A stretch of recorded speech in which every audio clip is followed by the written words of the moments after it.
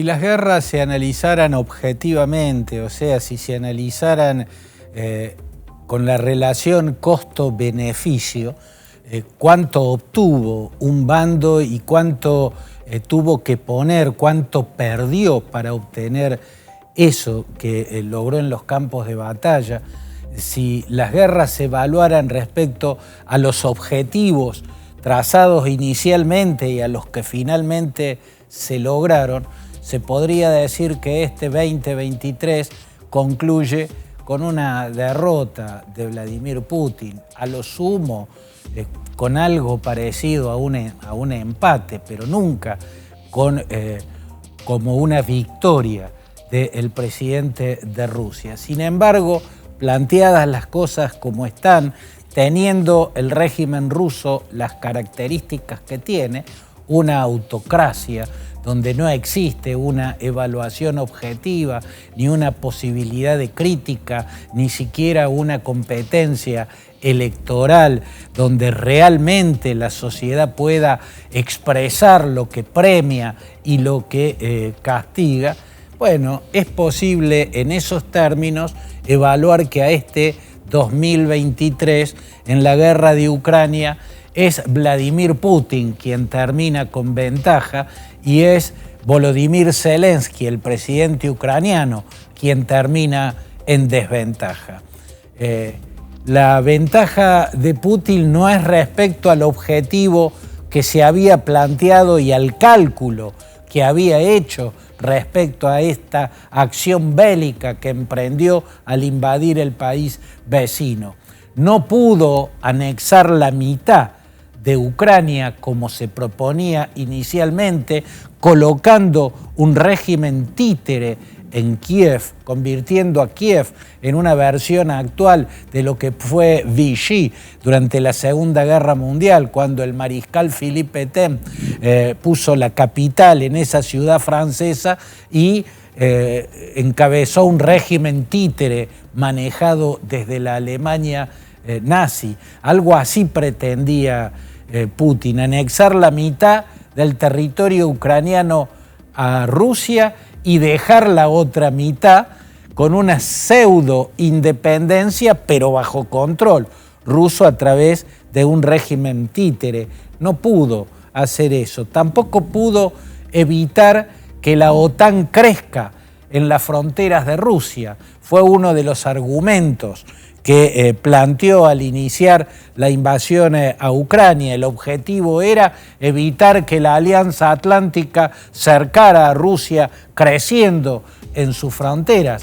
No lo pudo evitar porque creció, incorporó 2 países o está incorporando 2 países la Organización del Tratado del Atlántico Norte, Suecia y Finlandia. Por lo tanto, eso fue un tiro por la culata de Vladimir Putin. También está creciendo Europa en las fronteras de Rusia, algo que también disgusta a Vladimir Putin porque se están incorporando a la Unión Europea Ucrania y su vecina Moldavia.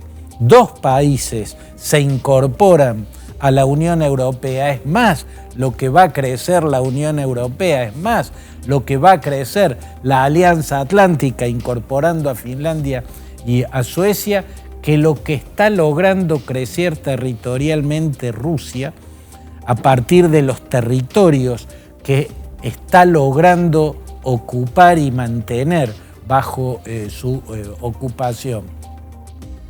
Pero digo que al año puede terminarlo, por lo menos de cara adentro de Rusia, de manera triunfal, porque las sanciones económicas de las potencias de Occidente no lograron actuar como un chaleco de fuerza, ¿no? Como algo que maniatara a Rusia y le impidiera continuar la guerra que llevaba adelante en Ucrania.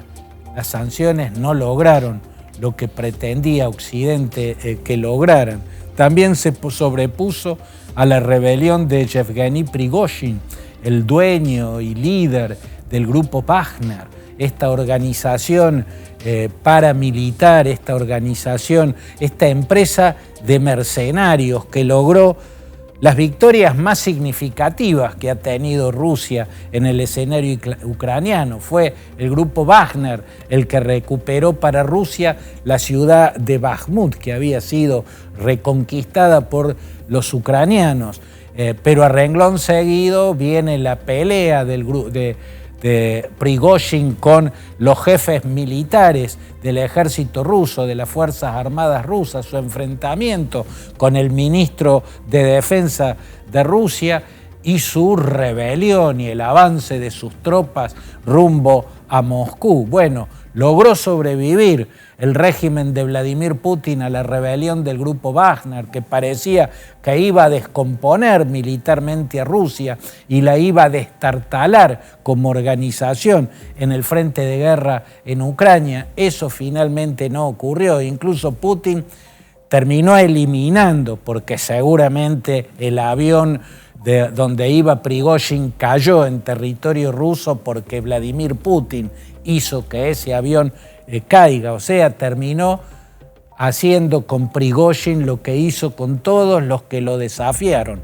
asesinarlos, ¿no?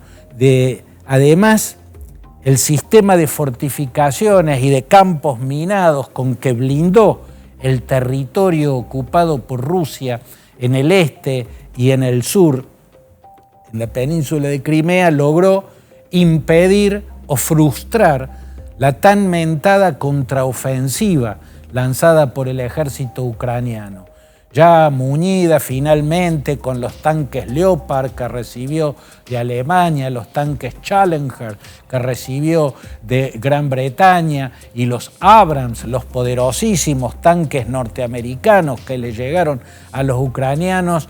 No le alcanzó con eso a Zelensky para poder penetrar las líneas enemigas, para poder quebrar el sistema de fortificaciones y campos minados que estableció como blindaje en todo el perímetro del territorio ocupado. Y finalmente logró que el régimen norcoreano le mandara un cargamento inmenso de municiones y con esto logró Rusia una ventaja más. Tiene la ventaja de la superioridad numérica abrumadora en tropas, ¿no? Rusia es inmensamente superior en cantidad de tropas y a eso le agregó una superioridad en municiones. Ambas fuerzas se estaban debilitando porque escaseaban las municiones de los dos lados del frente de combate, pero Norcorea, Kim Jong-un, socorrió a Vladimir Putin con un cargamento inmenso de municiones y pudo recuperar la ventaja. Por lo tanto, llega a este fin de año mejor parado el ejército ruso que el ejército ucraniano. Volodymyr Zelensky, al menos en lo inmediato, está muy lejos de poder alcanzar el objetivo que planteó, que es la recuperación de la totalidad del territorio ocupado por Rusia. Parece muy remotamente lejos de lograr, al menos en el corto o en el mediano plazo, ese objetivo.